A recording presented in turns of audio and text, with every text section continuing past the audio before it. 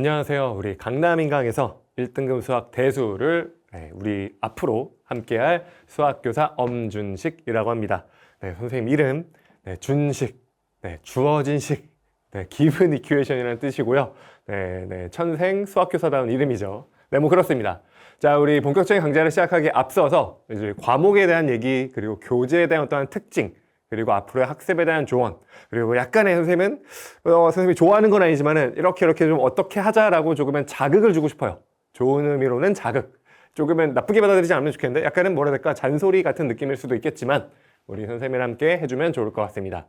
자, 먼저 과목에 대한 얘기를 좀 해볼게요.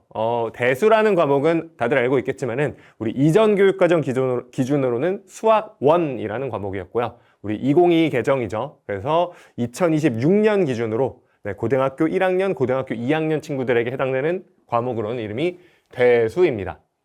근데 이 과목은 조금 독특하다고 선생님 개인적으로 생각을 해요. 뭐 이름도 좀 독특하지만 대단원 구분이 3개인데 지수로감수, 삼각함수, 수열 이렇게 3개의 큰 단원 구분이 있어요.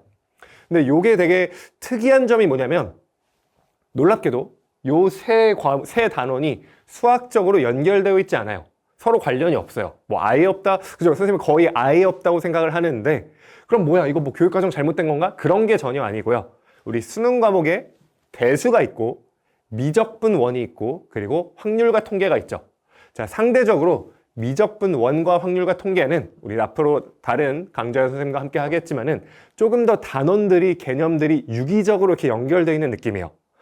그럼 대수는 뭔가요? 라고 한다면 얘는 조금 더 도구적인 성격이 강하다고 선생님은 생각을 합니다. 우리 고등학교 안에 수능 과목으로 써도 그렇지만은 앞으로 대학교에 가서 뭐 이과 계열이든 이과 계열 아니든 수학이나 공학이나 여러 가지 계열에서 수학을 쓸 텐데 그때 사용하는 도구로서 얘네들을 학습하고 있다라고 이해해주면 좋을 것 같아요. 그래서 유기적인 연결은 물론 요 안에선 있죠. 요 안에 자기들끼리 있는데 얘랑 얘는 관련이 없을 수 있다가 아니라 그냥 없다. 관련이 없다. 라고 조금은 받아들이고 그리고 도구적 성격이라는 것도 선생님이 조금 강조를 할게요. 약간 딱딱하게 들릴 수 있지만은 자, 우리 9구단 다 기억나죠? 뭐 당연히 알죠? 79 알죠? 63. 헷갈리면 안 되고. 근데 이게 63이 바로 나오지만 이거 설명할 수 있죠. 79가 왜 63이야? 우린 이제 알잖아요. 7을 9번 더했어. 또는 반대로 9를 7번 더했어. 이걸 우리가 모른다, 이해 못한다 그건 아니지만 79라고 했을 때 63이 바로바로 나와야겠죠. 그런 셈이 교사로서 이런 말하기가 약간은 조심스럽지만은 약간은 도구적으로 또는 공식화시켜서 빠르게 신속하고 정확하게 문제들을 조금 접근해 나가고 해결해 나가는 게 선생님 필요하다고 생각해요. 그래서 특히나 이 대수라는 과목이 그런 성격이 조금은 더 있는 게 아닌가라고 조금은 인지해 주고 염두에 두고 학습을 같이 해주면 좋을 것 같습니다. 자, 그리고 우리 교재는 우리 앞에 혹시 작년에 또는 뭐 올해든 작년이든 선생님과 1등급 수학 공통수학 1, 공통수학 2 과목을 함께 했다면 많이들 느꼈겠지만은 교재 난이도가 상당히 좀 높습니다. 그래서 처음 개념을 학습한다라거나 문제 유형들을 좀 알아볼래라는 친구들에게 조금은 도전적일 수 있을 것 같아요. 그런 친구들도 물론 함께 해주면 좋겠지만은 혹시 좀 나 문제 풀기가 좀 버거워라고 한다면은 개념 정리나 또는 문제 유형 학습을 조금 더 한 다음에 보강한 다음에 선생님과 함께 해줘도 너무 좋을 것 같습니다. 자, 그리고 우리 대수가 아까도 얘기했지만 수능 과목이죠. 수능의 필수 개념 유형 당연히 우리가 굉장히 많이 연습할 거고요.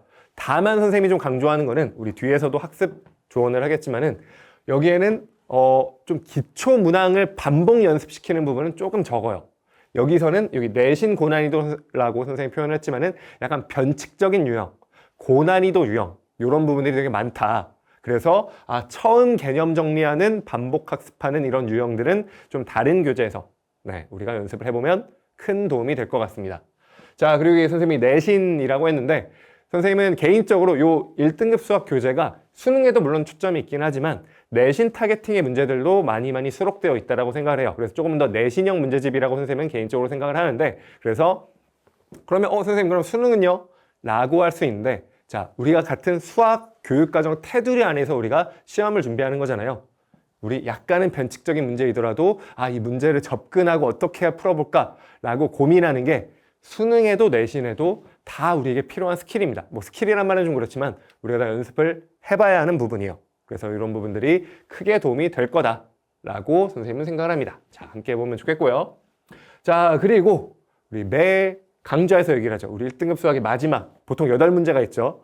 각 단원별로 우리 총 9개 단원인데 각 단원별로 8문제 정도 고난도 도전 문제가 있습니다. 네, 굉장히 까다로워요. 선생님도 이거 앞에서 같이 풀 텐데 선생님 개인적으로 풀 때도 좀 까다롭다 싶은데 앞에서 풀 때도 한 문제에 빠르면 10분 뭐 조금 계산도 많고 우리 함께 의견 뭐 힘내봅시다 라고 한다면 20분 정도 선생님이 해설해야 될 정도로 복잡하고 좀 어려운 문제들이 특히나 아이디어가 굉장히 좀 고급스러운 아이디어가 녹아있는 문제들이 많이 있어요. 그래서 이 문제들도 같이 한번 풀어보고 연습해 보도록 합시다. 자, 강의는 선생님이 짧게 쓰긴 했지만은 선생님이 고난도 문제는 당연하지만 모두 다 풀어볼 거예요. 그리고 뭐 우리 1등급 수학이 그렇게 많지는 않지만 조금 반복적인 유형이다라는 건 약간은 생략할 수도 있을 것 같습니다.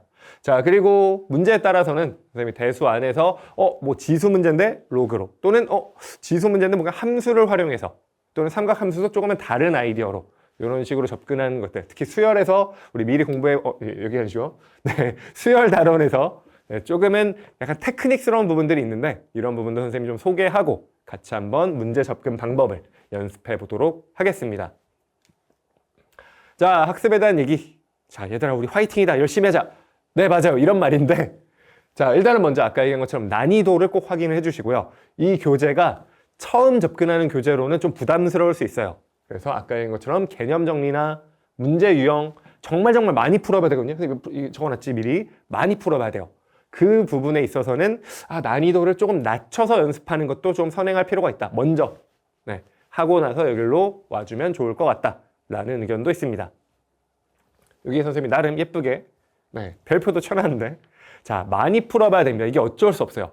수학 문제는 개념 공부 파트든 문제 유형 정리 파트든 실전 고난도 연습이든 또는 수능 모의고사 시간 안에 푸는 연습을 하는 거든 어쨌든 많이 풀어봐야 돼요. 이게 어쩔 수 없는 진리입니다.